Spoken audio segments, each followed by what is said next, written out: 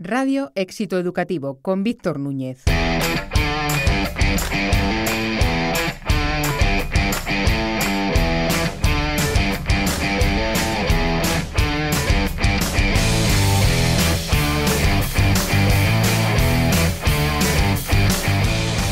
Bienvenidos al programa número 61 de Radio Éxito Educativo, el podcast de los que deciden en la educación. En el capítulo de hoy, y tras presentarse el informe mundial del profesorado elaborado por la UNESCO, Fundación SM y Teacher Task Force, queremos alzar la voz por quienes están en la primera línea del aprendizaje, los docentes. La situación del profesorado en el mundo es alarmante. La falta de docentes se ha convertido en una crisis global. Según este estudio, harán falta 44 millones de nuevos docentes para alcanzar el objetivo de desarrollo sostenible y garantizar una educación de calidad antes de 2030. Pero no solo es un problema de cantidad, estamos perdiendo a nuestros mejores educadores. La tasa de abandono docente casi se ha duplicado desde 2015 y muchos de los que se van lo hacen en sus primeros 5 años. Las razones: agotamiento, contratos precarios, falta de apoyo emocional, exceso de burocracia y escaso reconocimiento social. En Europa y América del Norte, más del 90% de las futuras vacantes no se deben a jubilaciones, sino a abandonos prematuros. Y en países como España, 1 de cada 5 docentes trabaja con contratos temporales de menos de un año. La consecuencia es clara. La profesión docente se está vaciando de referentes, de pasión y de futuro. Desde Éxito Educativo llevamos años denunciando esta situación, pero lejos de mejorar, la situación parece que empeora año tras año. Afortunadamente, todavía quedan muchos profesores que no solo conservan su vocación, sino que además nos contagian de pasión, como es el caso de nuestro último protagonista del Pupitre Digital, Javier Prada Oliva. Javier es un educador y tecnólogo comprometido con la innovación pedagógica y la transformación digital en el ámbito educativo. Es ingeniero técnico en informática de gestión, máster en educación secundaria y experto en competencias digitales para la enseñanza y el aprendizaje. Actualmente Javier ejerce como docente y tutor en formación profesional dual en los niveles básico, medio y superior, especialmente en los ciclos formativos de desarrollo de aplicaciones web y multiplataforma. Su labor se centra en integrar tecnologías emergentes en el aula y fomentar competencias digitales entre el alumnado. Además, es promotor y editor senior de guiaeducativa.org, una comunidad educativa abierta dedicada a explorar el impacto de la inteligencia artificial en la educación. También es cofundador de las ONGs Competencia Digital Cero y Drupaleros, iniciativas que promueven la inclusión digital y el uso ético de las tecnologías en contextos educativos. Y para terminar nuestro podcast, Marta Allí, psicóloga especializada en el ámbito escolar y en el acompañamiento a equipos y directivos, nos invitará, en su sección Bienestar Docente, a reflexionar sobre el papel clave que juega la inteligencia emocional en la toma de decisiones, la gestión del cambio y la construcción de equipos cohesionados. Porque liderar con visión también implica liderar con humanidad.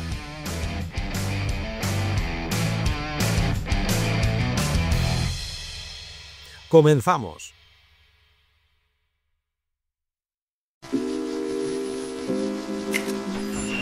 El Pupitre Digital.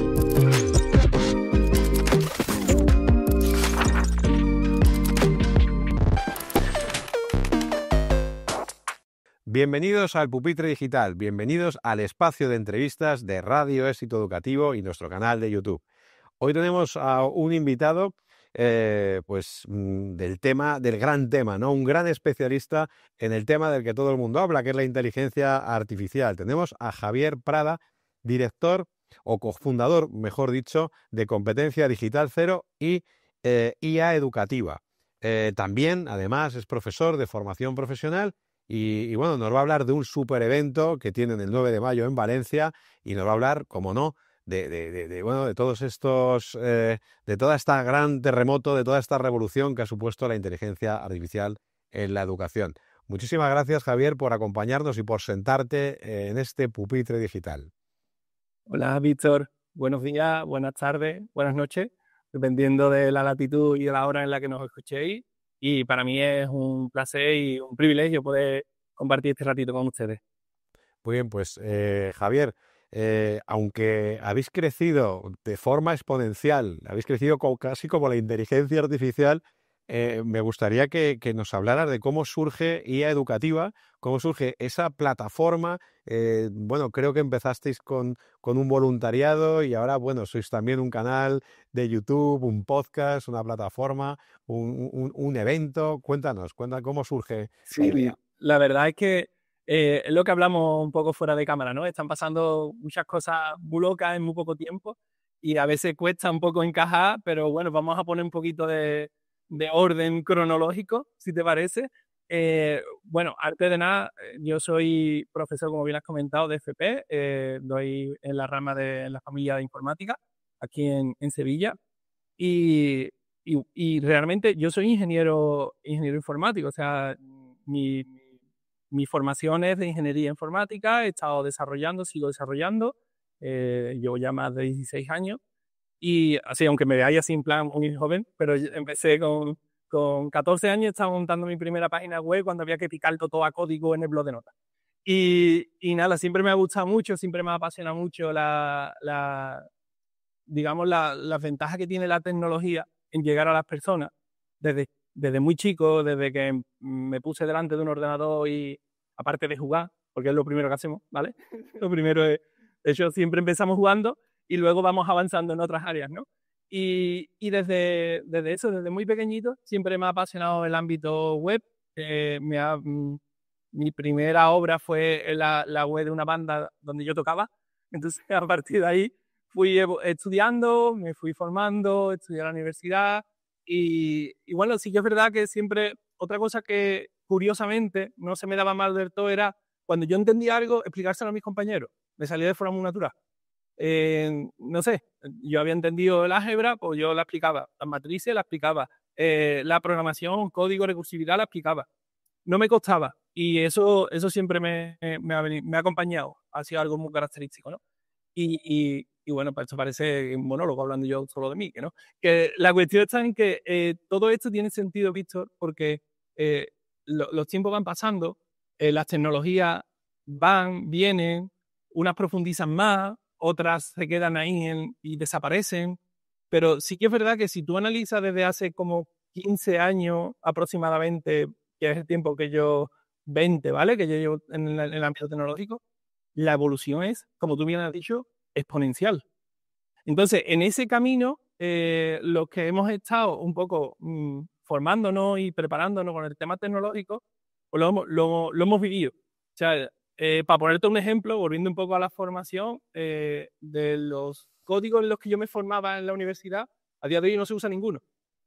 Entonces, como tienes que estar continuamente transformándote, continuamente aprendiendo, continuamente adaptando y todo eso te hace ser de una determinada manera, ¿no? Todos mis compañeros de gremio lo sabemos y por eso quizá estos cambios que están surgiendo no solo en la educación, que la educación, el área educativa es una de las más impactadas, ¿vale? Pero está pasando en cualquier sector, eh, totalmente que afecta transversalmente, perdón, a todos los sectores y, y es algo que nosotros los técnicos, los informáticos, lo tenemos de base. O sea, nosotros sabemos que la tecnología con la que estamos trabajando es cuestión de meses.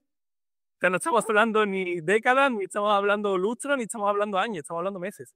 En cuestión de meses ya va a estar desfasado. Entonces, con todo esto, en mi vida, en mi formación y en mi experiencia profesional, acabo trabajando en una empresa grande de Sevilla que tenía una formación privada y yo era desarrollador y me dijeron, oye Javi, ¿a ti te apetece dar una clase aquí? Y yo, hombre, pues es lo que estoy haciendo, me sale de forma natural, adelante, ¿no? Todo esto es, ojo, que mucha gente dice, no, yo es que mi vocación es profe.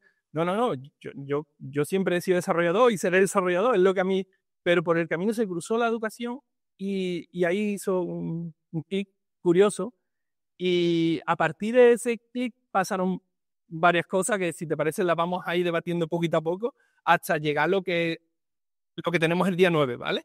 Pero bueno, si te parece, vamos a ir avanzando cronológicamente, vamos a ir viendo un poco esa evolución de cómo han ido pasando las cosas y han ido encajando las piezas para tener lo que tenemos hoy en día, que es una locura. Pero en esta cronología, de repente, ¿no? Surge un voluntariado, ¿no? Que es el germen de lo que es guía educativa, de lo que va a ser el evento. Háblanos de ese voluntariado y cómo cómo empiezan a encajar las piezas del puzzle para que tú estés ahora donde estés. Además, me encanta que seas profesor de formación profesional, porque queremos hablar contigo también de formación profesional y de qué aporta la formación profesional a la educación y al mundo de la tecnología y de la IA. Cuéntanos, ¿cómo surge ese voluntariado? De cámara visto. Esto probablemente tenga una segunda parte, porque aquí nos vamos a pegar mucho rato porque tenemos muchos melones que abrir y por eso me interesaba mucho.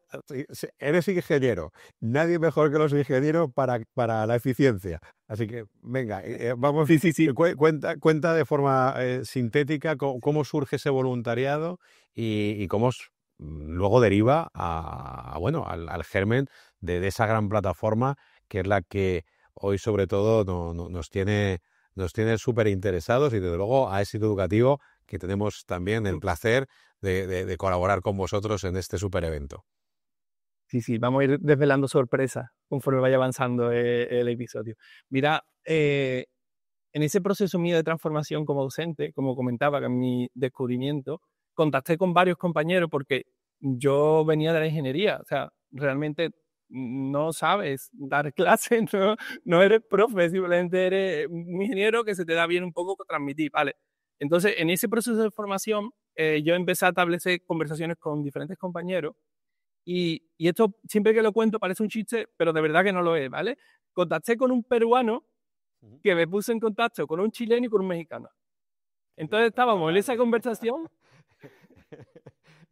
Los chistes normalmente era un inglés, un francés, un alemán y un español. Pues, aquí en Iberoamérica, que esto también nos va a abrir otro melón maravilloso, que es el de Iberoamérica, con el que también tenemos que hablar mucho de lo que hablar. Sí.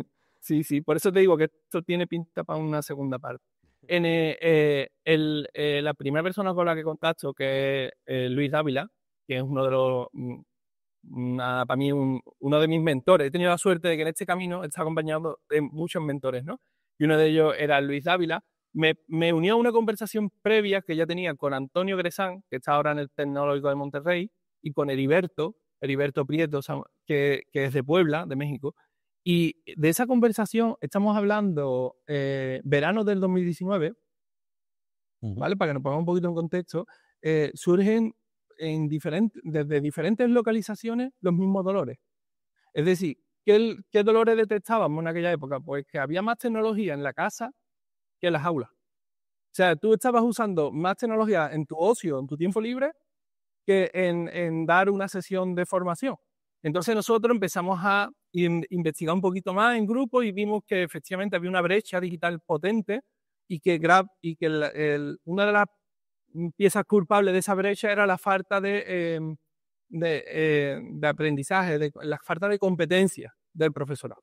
Entonces nosotros pues dijimos, bueno, pues ya lo hemos identificado, siguiente paso, como buen ingeniero, ejecuta, ¿vale? Entonces lanzamos una bomba sonda, esto a finales de 2019, diciendo, vamos a hacer un pequeño voluntariado de profe, quien quiera, para enseñar a otros profes a usar la tecnología en el aula. O sea, estamos hablando finales de 2019, que todavía los que sean más nuevos no entenderán de por qué teníamos que hacer presentaciones para saber usar Meet, Teams o Zoom. Porque es que no se usaban.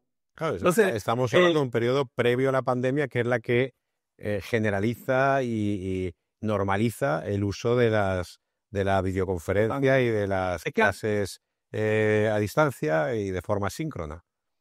Exacto. Anteriormente éramos muy pocos los que estábamos en esa onda. Sí que es verdad que ya había ciertas organizaciones, la UDIMA, por ejemplo, y diferentes organizaciones que habían ampliado y habían profundizado un poquito, pero no era lo normal, ¿Qué pasó? pasó lo siguiente. A finales de 2019, principio de 2020, lanzamos nuestra primera misión, íbamos como por misiones ayudando a otros profes, ¿no? Y llegó marzo. Marzo de 2020, se le da el botoncito de apagar la formación presencial y nos vamos a una formación online de urgencia. ¿Vale? Esto es importante dejarlo claro. Nos fuimos a una formación online de urgencia. ¿Qué significa? Los profes no estaban capacitados, las entidades no estaban preparadas y salvamos los papeles como buenamente pudimos.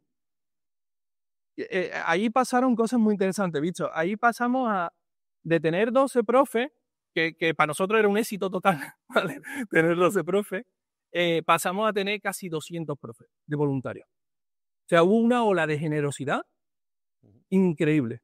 Y todo esto, Javier, siempre en el entorno, estamos hablando hispanohablante, ¿no? No solo en España, sino Todo desde el primer momento Iberoamérica. surge una iniciativa a nivel iberoamericano. Exacto. Además fue súper bonito, ¿visto? Fue súper bonito.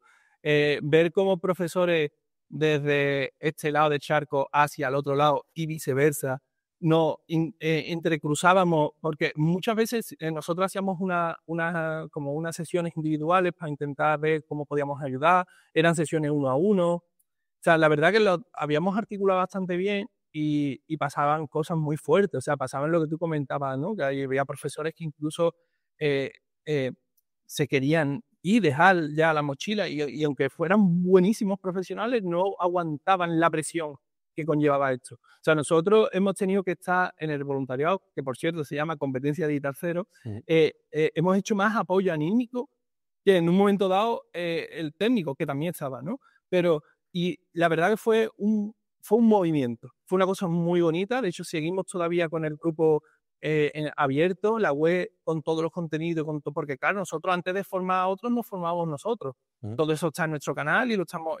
Sigue abierto. Es verdad que ya después en el 2022 pues ya nos venimos un poquito abajo, volvemos un poco a la normalidad y bueno, volvemos cada uno a nuestro ser, pero en esos 2 años en el que pasamos de 0 a 100 en nada y hacía falta calor humano, había un voluntariado que era Competencia Digital Cero que daba ese calor.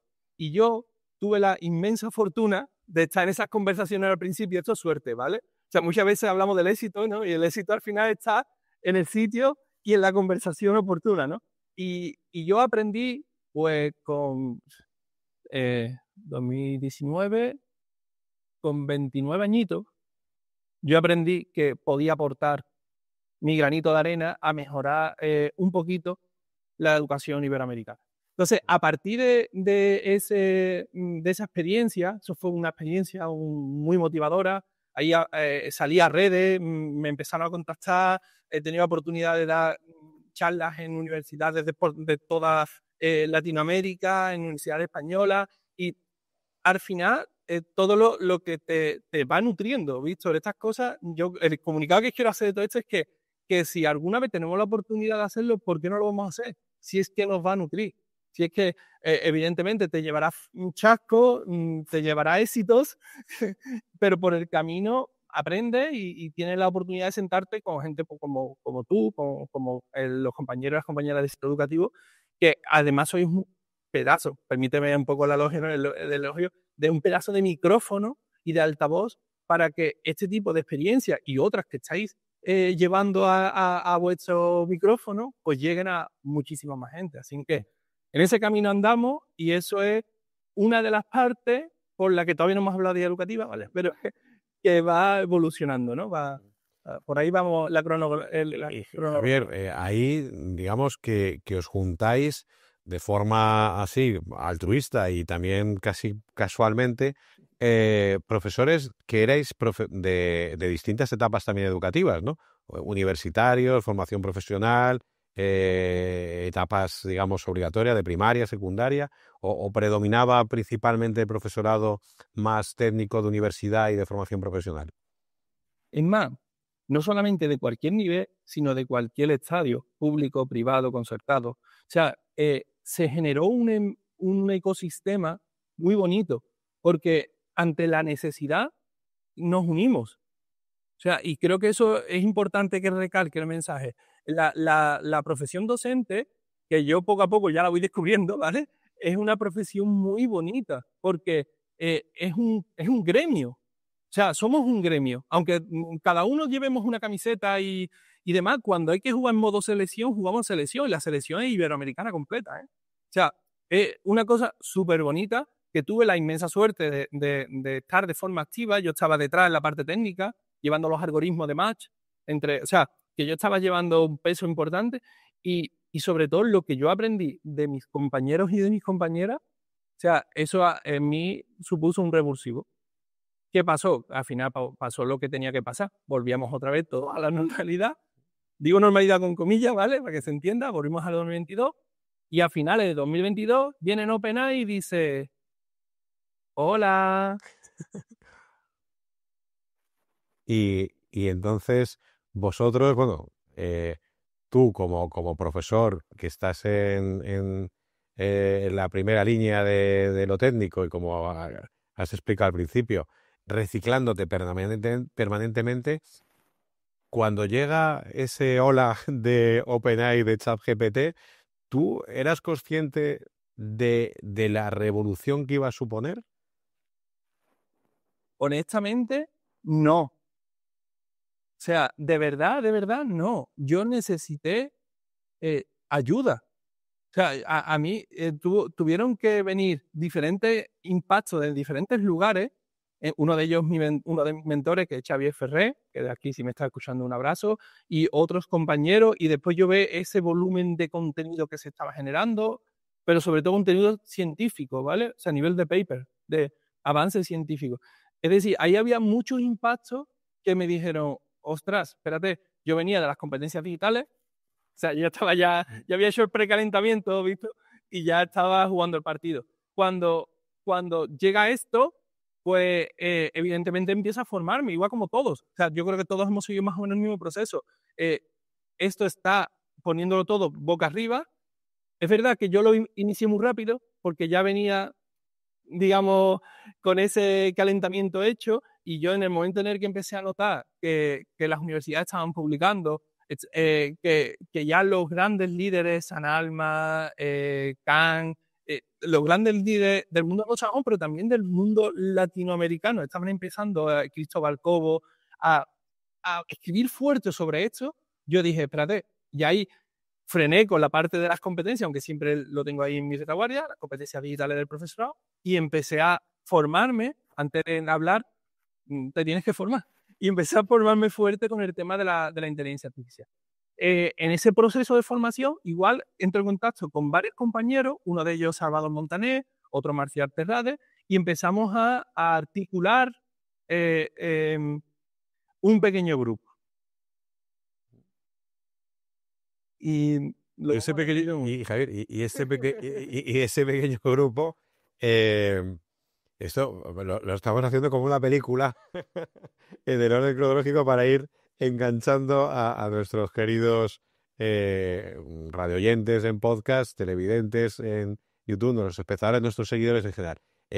Este grupo decidís, bueno, ¿qué vamos a hacer?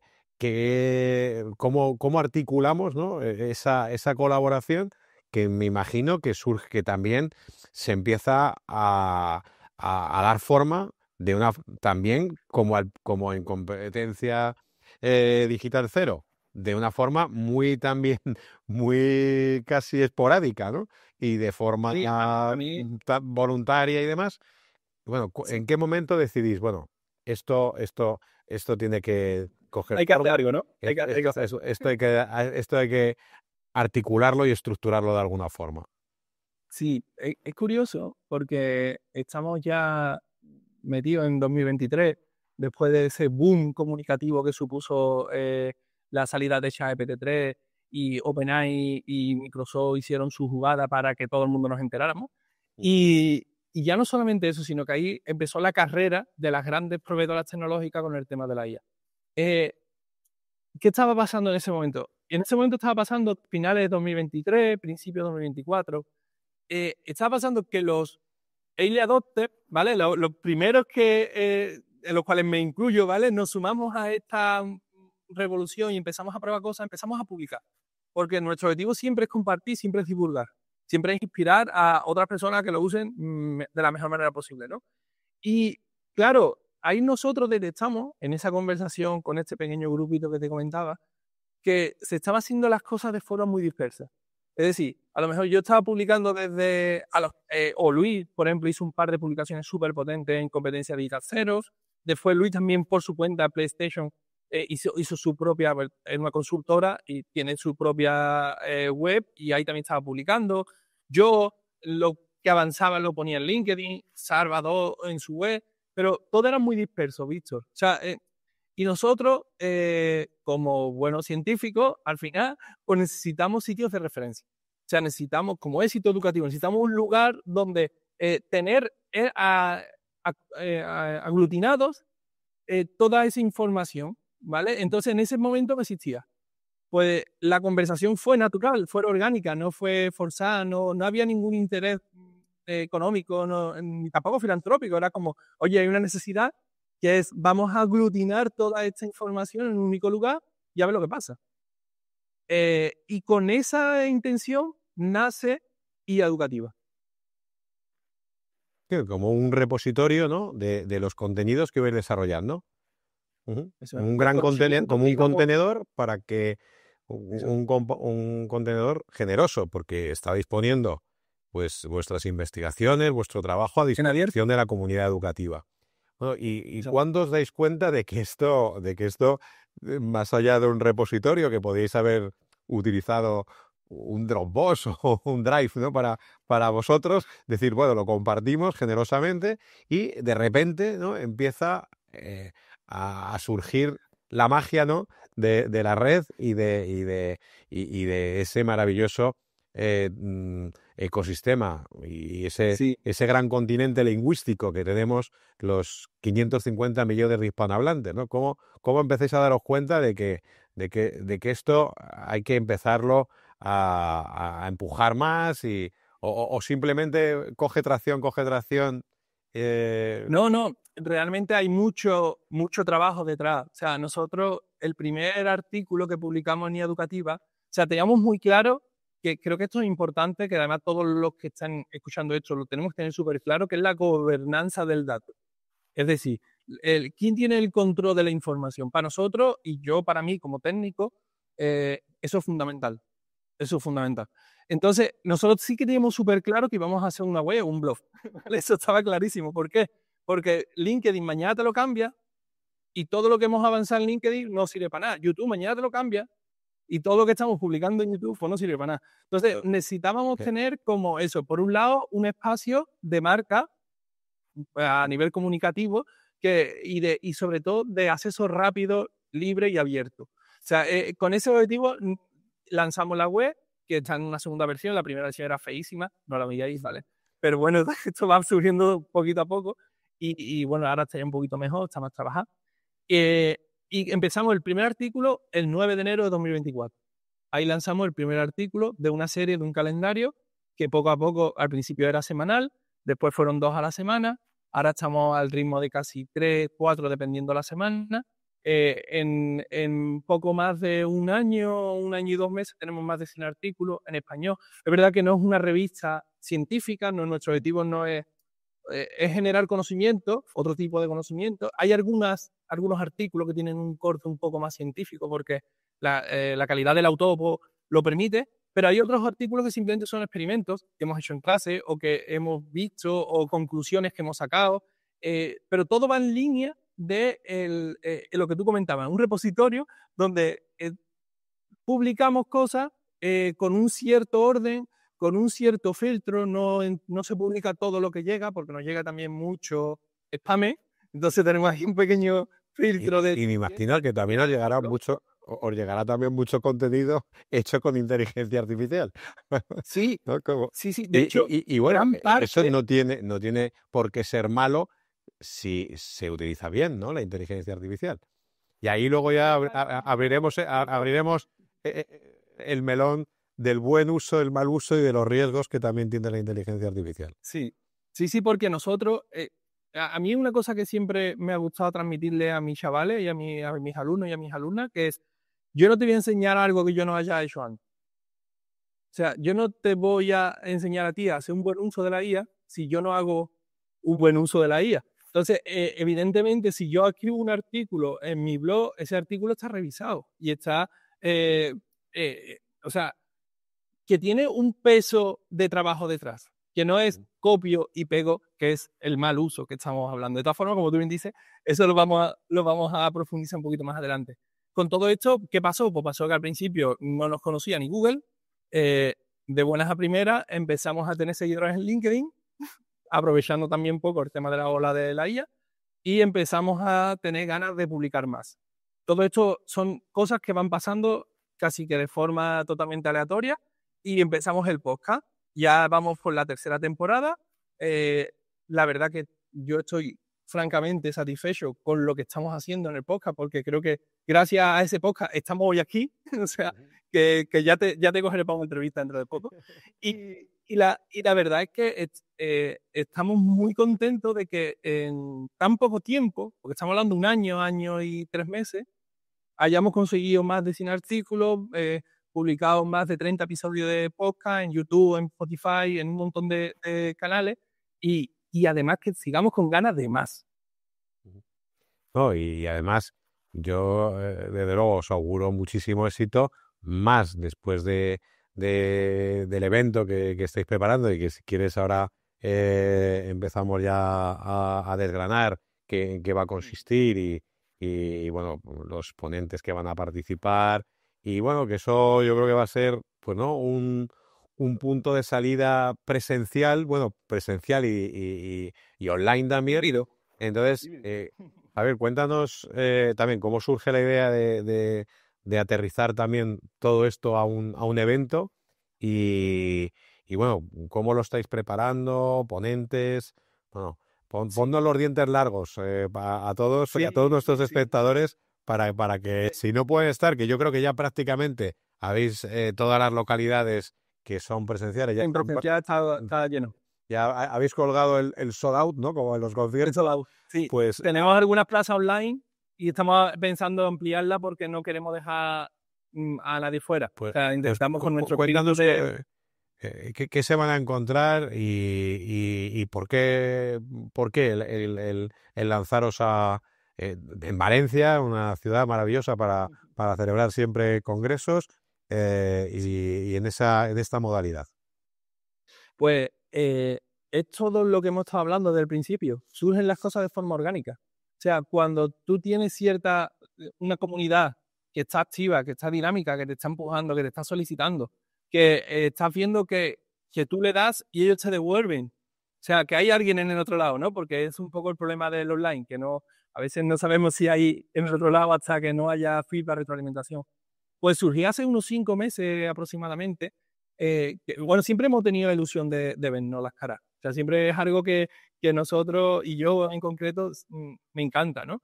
Y lo que pasa que llegado el momento, nos pusimos serios, nos sentamos sobre todo Marcial, Salvador y yo, que éramos un poco los tres que estábamos moviendo la iniciativa a nivel junta directiva, y decidimos pues, formalizarlo. O sea, dijimos, venga, pues ya que tenemos cierta atracción, tenemos cierto movimiento, vamos a dar el siguiente paso, que es registrarnos como asociación, y eso hemos hecho, y estamos registrados como asociación. Dicho esto, siguiente paso, ¿vale? O sea, vamos a ir pasito a pasito, de forma cronológica.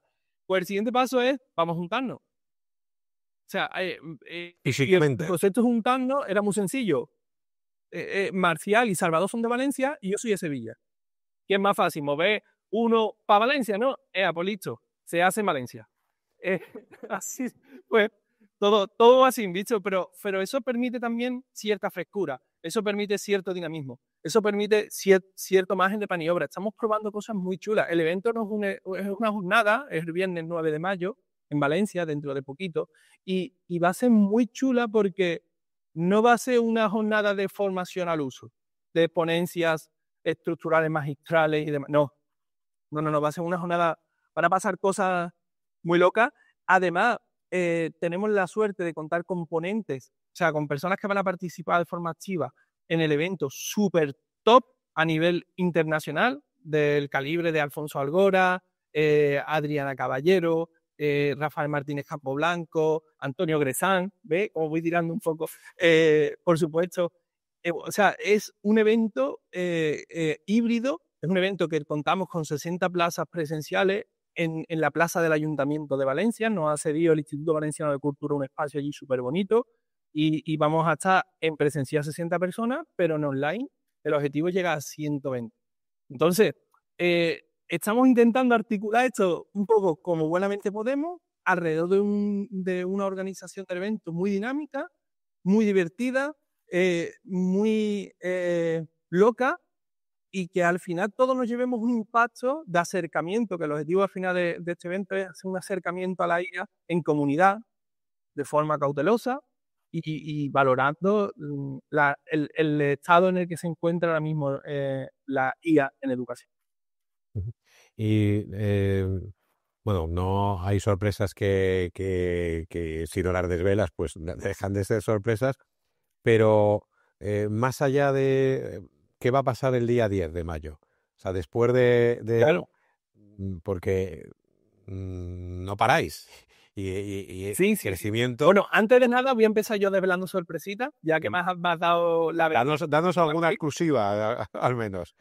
Mira, alguna exclusiva es que, por ejemplo, es un evento que como no hay ninguna entidad detrás, la estamos organizando nosotros con nuestros propios medios, al final lo que estamos haciendo es, en las conversaciones internas que estamos teniendo, ver qué empresas son más amigables de poder patrocinarnos parte del evento.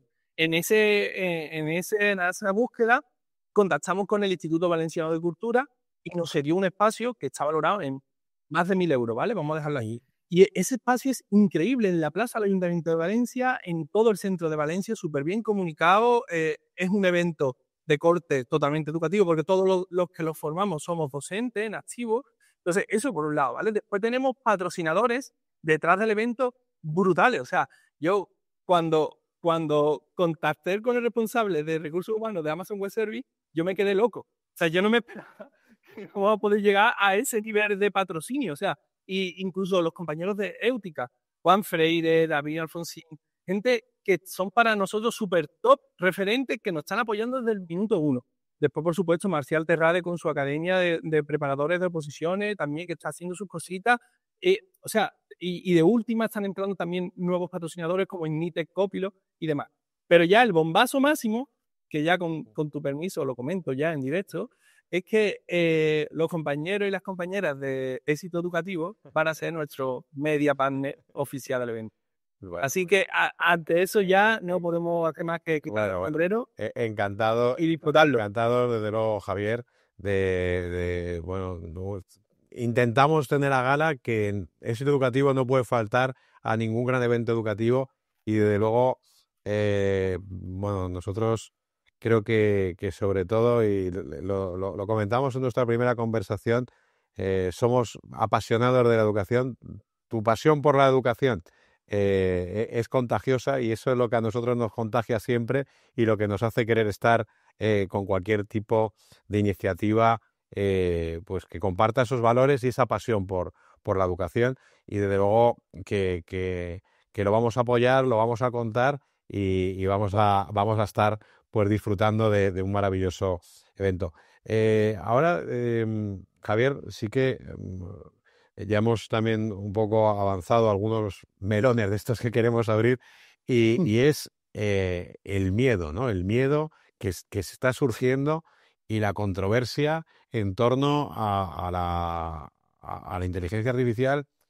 Por un lado tenemos la preocupación de los profesores.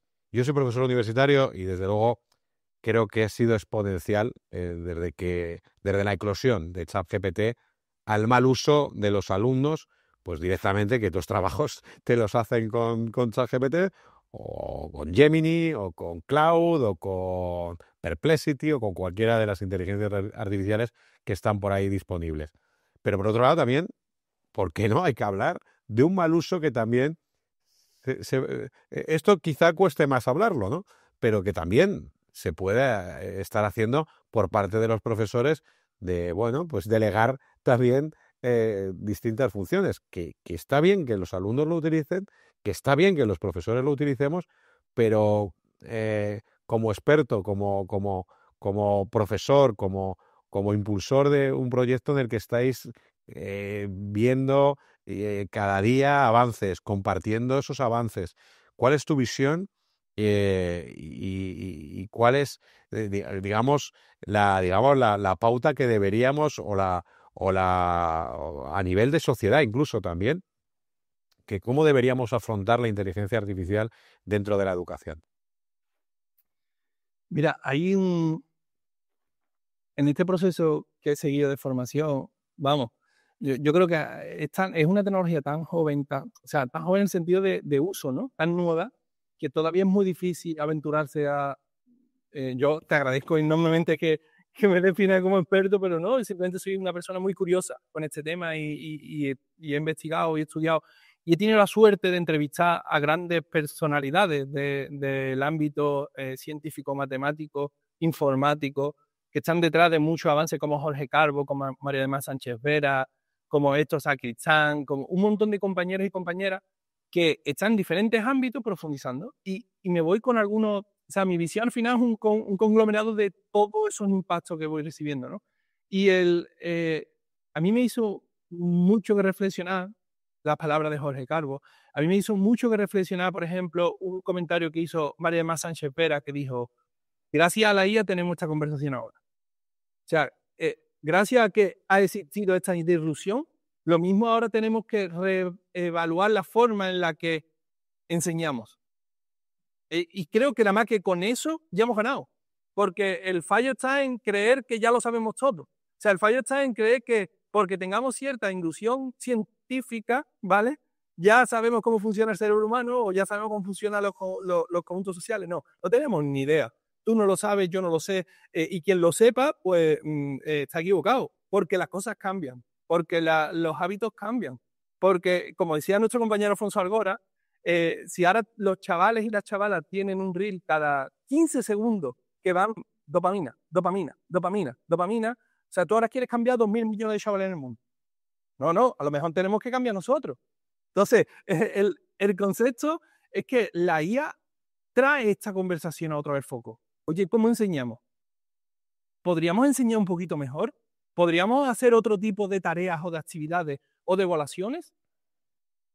Y a partir de ese debate interno que tenemos que tener cada uno de nosotros como profesionales éticos que somos de la educación, ¿vale? O sea, ya no te digo ya docente, doctorado, catedrático, no, te digo simplemente como profesionales de la formación, oye, podemos hacer las cosas un poquito mejor. ¿Por qué? Porque y esto ya es una conclusión mía, si tú le pones una tarea a un chaval que es un prompt, es decir, hazme un resumen de la Segunda Guerra Mundial, el chaval o la chavala va a copiarlo, lo va a pegar en el ChatGPT, te va a dar la respuesta y te lo va a poner ahí. Y tú vas a decir, ostras, con lo que sabe este chaval. Entonces, con esto me refiero que evidentemente esto la IA está suponiendo un revulsivo en todo el ámbito educativo. Pero es tan revulsivo que ni los propios expertos, ni las propias personas que llevan años y años trabajando con la IA son capaces de predecir o de identificar cómo está impactando de verdad. Por eso vuelvo a lo del principio, a lo que hemos estado hablando de que es importante estar en comunidad, que es importante ir a estos eventos, estar informado, tener, como decían por aquí, que me encantó, las orejillas tiesas, ¿sabes? Cuando empiecen a hablar de, que es que a lo mismo ahora se puede hacer esto más fácil.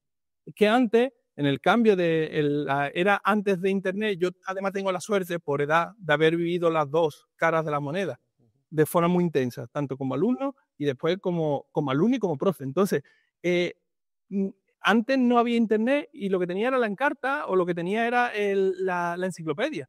Y de buena primera llega Internet y llega Rincón del Vago y llega Wikipedia y automáticamente las directrices eran no te copies de Rincón del Vago, no te copies de la Wikipedia. ¿Tú qué hacías?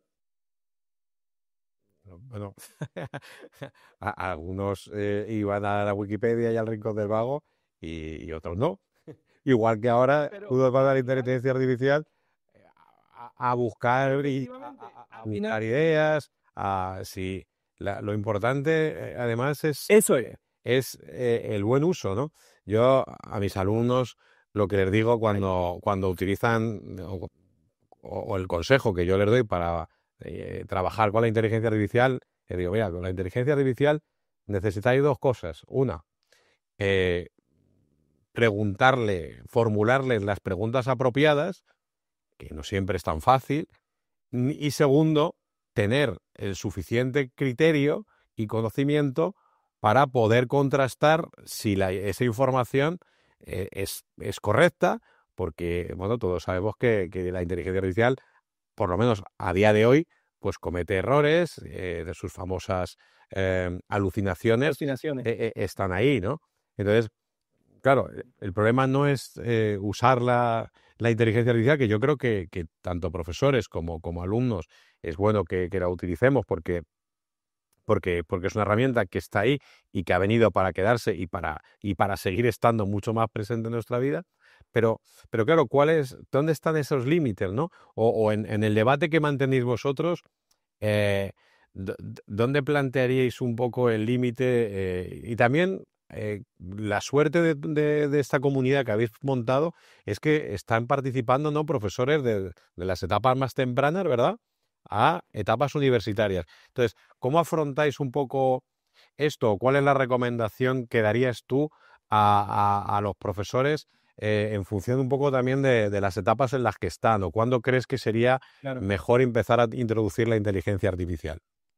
¿En qué etapas? Bueno, la primera recomendación que aprendí con el tiempo didáctico es cautela. Cautela. Estamos trabajando con personas. Estamos trabajando con impacto directo en la evolución de esas personas. Entonces, simplemente por el respeto de nuestra labor, hay que tener cuidado con las cosas. Y como suele decir, la mezcla con gaseosa, ¿vale? O sea, primero pruebas tú. Primero fórmate tú. Primero evalúa los riesgos tú.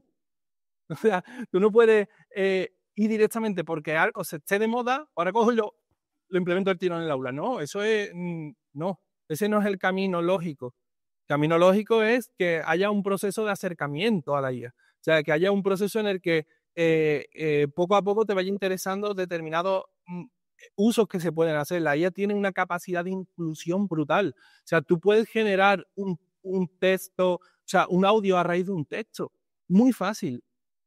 Y eso es un avance para un montonazo para el diseño universal de aprendizaje. O sea, si es que estamos hablando de que la IA como herramienta es una auténtica pasada, pero como es tan grande y se pueden hacer tantísimas cosas, hay que ser cauteloso. Hay que ser cauteloso porque tú los materiales, ¿de dónde los estás sacando? Porque esos materiales son tuyos generados o vienen de... A lo mejor hay que hablar con las editoriales, ¿no? El otro día estuve escuchando la entrevista que le dije a, no me acuerdo, al de la fundación. Juan Pedro Castellano del IBES. Exacto. Y ellos decían, no fuimos los primeros. O sea, no, nosotros esperamos un poquito y observamos la evolución, ¿no? Entonces, me parece esa figura, esa posición estratégicamente hablando más interesante. Aunque te lo dice un LIA Doctor, ¿vale? Y un tecnófilo. Pero si yo tengo que dar un consejo es tranquilo, disfrutar el camino y descubriendo cosas, serendipia, ¿no? Como decía nuestro amigo Ali Rovira, serendipia, deja que las cosas vayan surgiendo de forma natural y cuando veáis algo, evidentemente, al final nosotros tenemos como docentes que evaluar el trabajo y el esfuerzo del alumnado, porque lo que estamos evaluando es la progresión. Entonces, si nosotros detectamos que está usando de forma incorrecta una herramienta para quitarse lo que hemos dicho antes, pues yo uso el contravago, ¿vale? Pues entonces estamos en un perfil en el que claramente, primero, plagio, 0. Segundo, ¿me lo puedes defender? ¿Me lo argumentas? ¿Y sí? O sea, hay muchas formas de detectar rápidamente el trabajo de un alumnado. O sea, muchas. Evidentemente, cuando tienes 60 alumnos en una clase de la universidad es complicado. Es muy complicado. Pero sí que es verdad que podemos repensar lo que le pedimos a nuestro alumnado. Hay otra frase que me gustó mucho creo recordar ahora, ya lo digo un poco a la gente, que decía, es momento de preguntas, no de respuestas. Es momento de aprender a hacer mejores preguntas de más valor. Sí, yo creo que que también un debate que se plantea en educación es que al principio se habló mucho, o se habla mucho de inteligencia artificial, del protagonismo, ¿no? de matemáticos, ingenieros y demás en toda la parte de programación, pero ahora se habla o se está empezando a hablar de la importancia de los expertos en comunicación, ¿no? Los lingüistas y demás, porque son ellos, los filólogos y demás, los que van a tener que, en ese lenguaje natural, en esa búsqueda por el lenguaje natural y por la... Ya, si quieres, nos hablas también de la inteligencia general, que sí, que sería el siguiente paso, ¿no? Pero parece que también van a tener una importancia grande, ¿no? Entonces, Es que nunca la ¿cómo ven tendría que también? haber Porque en el perdido. mundo de la educación también se plantea esa duda, ¿no? Se van a destruir muchos puestos de trabajo, se van a crear otros. También, ya que también desde Éxito Educativo tratamos y trabajamos con todas las etapas educativas, bueno, como ingeniero te has formado en la Universidad de Sevilla, sigues muy relacionado con universidades de todo el mundo. Eh, ¿Cómo ves también esos perfiles, ¿no? Que si ahora mismo tienes a chavales que están en formación profesional, los chavales que están en ciclo formativo de grado superior, muchos de ellos luego pasan a la universidad también. ¿Qué consejo le darías a un chaval que está ahora mismo en segundo de bachillerato o terminando un ciclo formativo de grado superior y se plantea la universidad?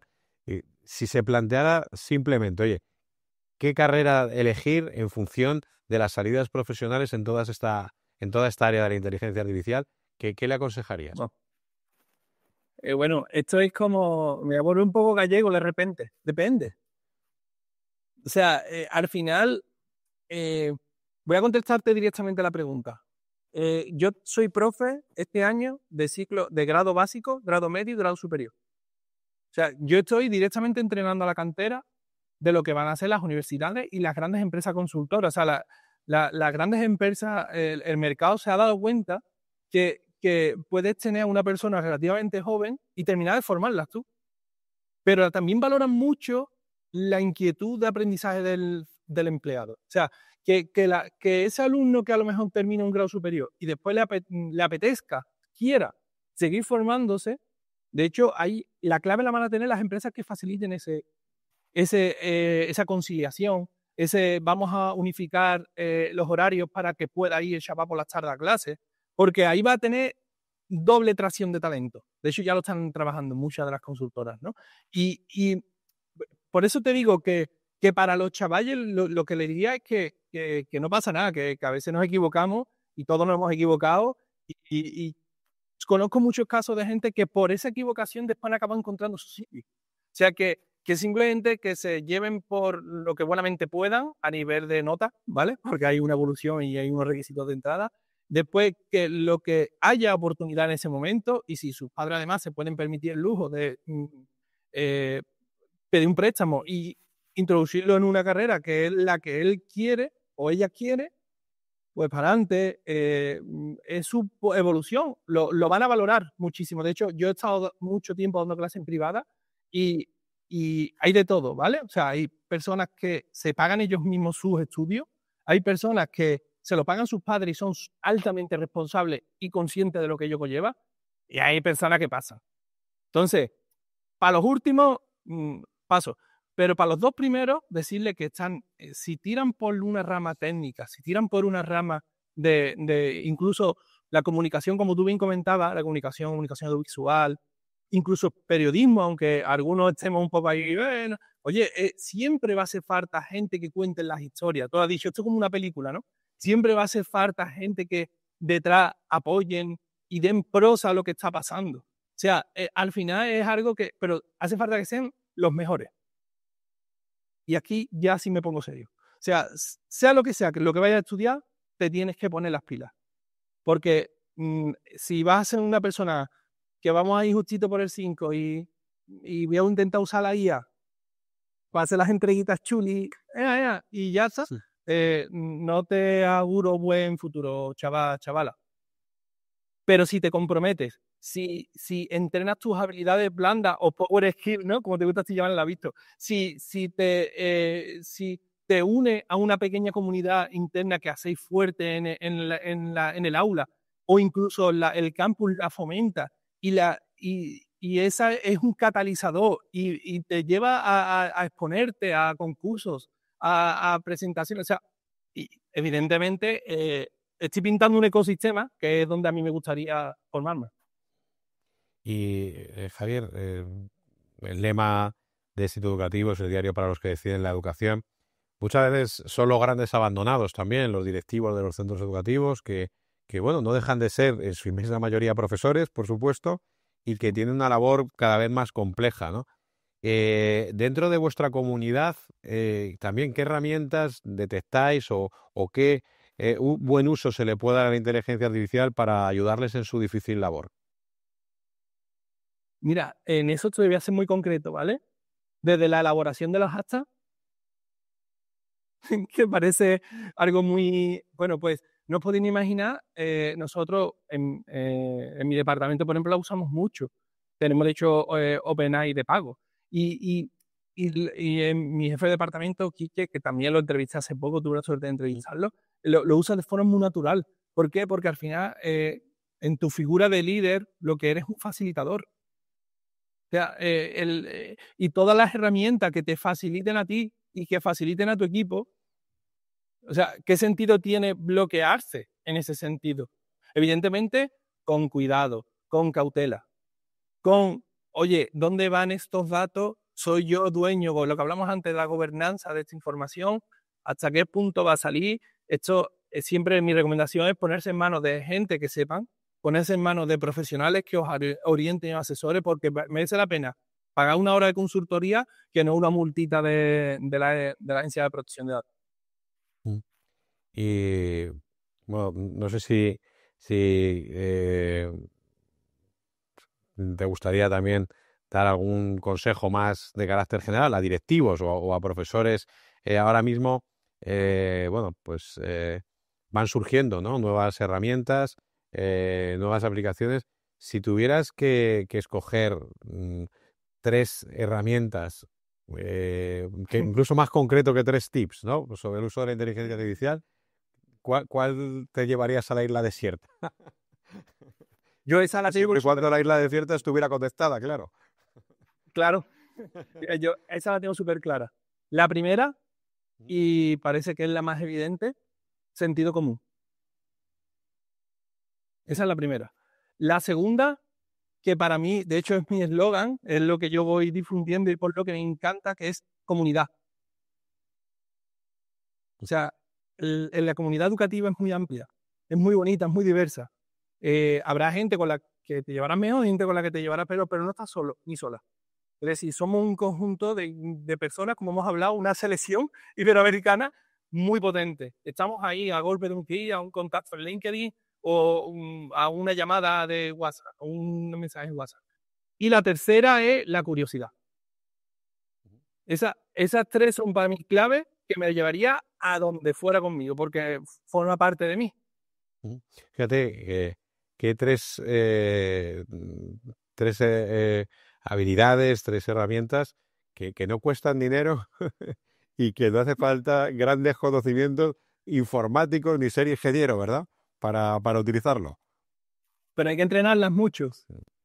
Muy bien, pues Javier, por último, esta entrevista siempre concluye con una misma pregunta, y es que nos sueñes tu centro educativo ideal.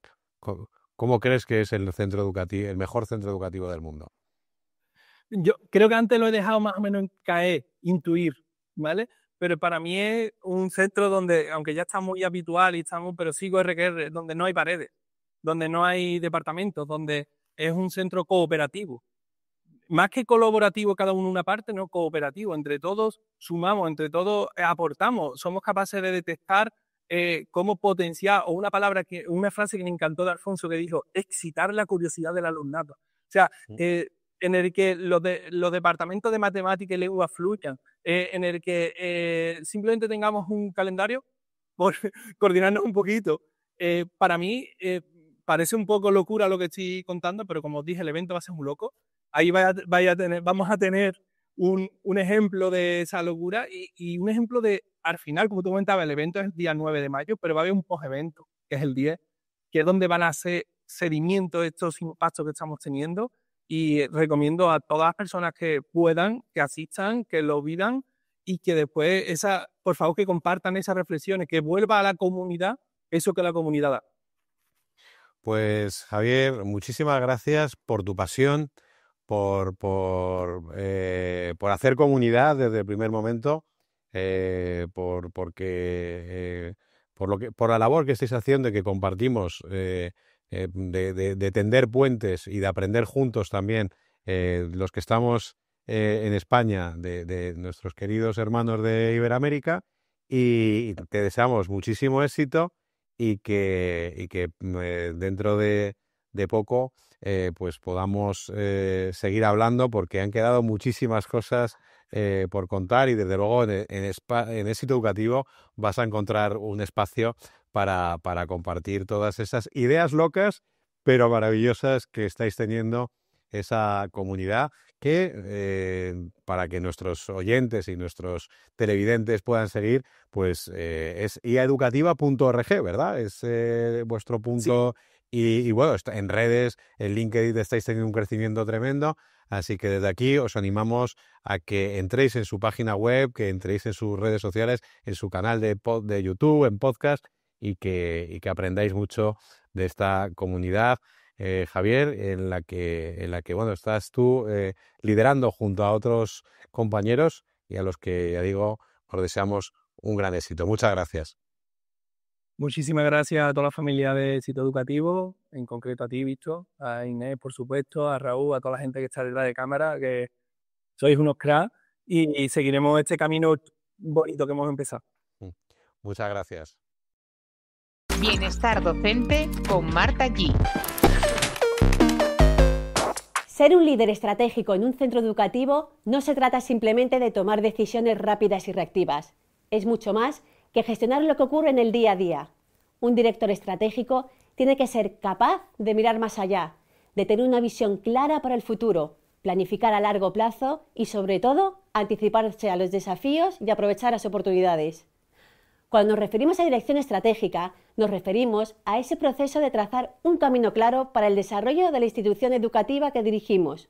Un camino que se basa en un análisis exhaustivo de contexto actual y de los recursos que tenemos. Y cuando hablamos de contexto, no solo nos referimos a lo que está ocurriendo dentro de las paredes del centro educativo. Hay que mirar también hacia afuera, las tendencias sociales y educativas, las necesidades de los estudiantes, las expectativas de las familias y, por supuesto, los cambios en la política educativa. Todos estos elementos están en constante movimiento y a una velocidad vertiginosa, lo que no solo nos plantea desafíos, sino también oportunidades. Un ejemplo es el avance de la tecnología educativa. Si sabemos cómo adaptarnos, podemos transformar el aprendizaje con herramientas innovadoras. El reto está en saber cuándo y cómo tomar esas oportunidades y alinearlas con nuestra visión del centro. Esa visión, la que nos va a guiar, tiene que ser clara y compartida. Todos en la comunidad educativa, desde el equipo directivo hasta los docentes, desde los estudiantes hasta las familias, deben caminar juntos hacia el mismo objetivo. Y esa visión debe ser concreta, alcanzable, realista y clara. No se trata de decir queremos mejorar, sino de definir con precisión cómo lo vamos a hacer. Por ejemplo, podríamos decir: queremos ser una escuela inclusiva que promueva el desarrollo integral de cada estudiante. Pero la visión, por sí sola, no es suficiente. Necesitamos algo más. Necesitamos metas claras y alcanzables. Es ahí cuando entran los objetivos SMART: específicos, medibles, alcanzables, relevantes y con un tiempo determinado. Estos son los que nos permiten transformar esa visión en algo concreto y evaluable. Si tu objetivo es, por ejemplo, mejorar el rendimiento en matemáticas, asegúrate de poner una cifra clara. Queremos mejorar el rendimiento en matemáticas en un 10% en los próximos 2 años. Y con ese objetivo claro, vas a poder medir cómo vas avanzando y ajustar la estrategia si es necesario. Y aquí es donde entra en juego algo fundamental en la dirección estratégica: la toma de decisiones basadas en datos. No podemos guiarnos solo por intuiciones o suposiciones. Necesitamos información concreta, como puede ser el rendimiento de los estudiantes, la efectividad del profesorado o la satisfacción de las familias. Estos datos son los que nos permiten tomar decisiones informadas. Imagina que al analizar los resultados de un examen descubres que una asignatura está siendo un desafío para muchos estudiantes. ¿Qué haces? ¿Lo ignoras? No. Tomar decisiones basadas en esos datos significa que puedes ajustar la metodología, ofrecer más apoyo o incluso formar a los docentes si fuera necesario. Tomar decisiones informadas no solo mejora los resultados, sino que también permite gestionar los recursos de forma mucho más efectiva. Pero en este proceso de liderazgo hay algo muy importante que debemos recordar: la flexibilidad. El mundo de la educación cambia constantemente. Las políticas educativas, las tecnologías, las expectativas de las familias, las necesidades de los estudiantes. Y como líderes tenemos que estar preparados para adaptarnos a esos cambios rápidamente. La pandemia del COVID-19 fue un ejemplo clarísimo. Aquellos centros educativos que ya estaban trabajando con estrategias flexibles pudieron adaptarse con mayor facilidad, garantizando así que la educación continuara. Hoy en día, este tipo de adaptabilidad es clave para cualquier estrategia a largo plazo. Y por último, un aspecto que no puede faltar en la dirección estratégica es el trabajo en equipo. La estrategia no puede ser un esfuerzo aislado del director, tiene que ser un esfuerzo colectivo. Todos los miembros de la comunidad educativa, desde los docentes hasta los estudiantes y las familias, deben estar involucrados en el proceso. Cuando todos trabajamos juntos, se genera un ambiente de colaboración, de compromiso, y eso, a su vez, fortalece la implementación de la estrategia. Las reuniones regulares con los docentes son un ejemplo. Así, podemos revisar cómo va la implementación de los objetivos y hacer ajustes. Esta es una excelente manera de mantener a todos en el mismo camino. Y lo mismo ocurre con las familias. Escuchar sus inquietudes, sus expectativas, mantenerlos involucrados en la evolución del centro. Esto va a crear un sentido de la responsabilidad compartida que va a beneficiar a todos. Lo importante es entender que este proceso de dirección estratégica es un ciclo continuo. Siempre debemos evaluarnos. ¿Estamos logrando los objetivos que nos proponemos? ¿Qué necesitamos cambiar? ¿Qué necesitamos mejorar? Para hacer esto, necesitamos tener indicadores claros que nos permitan medir los resultados. Y si los resultados no son los esperados, es importante estar dispuesto a ajustar la estrategia y buscar nuevas formas de mejorar. Aquí es donde entra la innovación y la disposición a probar nuevas metodologías, incluso cuando las cosas no salgan como esperábamos. La clave está en la mejora continua, en asegurarnos de que siempre estemos aprendiendo y adaptándonos a las circunstancias. Si seguimos estos principios, podremos guiar a nuestros centros educativos hacia el éxito, siempre con el objetivo de mejorar la calidad educativa y el bienestar de nuestros estudiantes. La clave está en nunca dejar de aprender y evolucionar.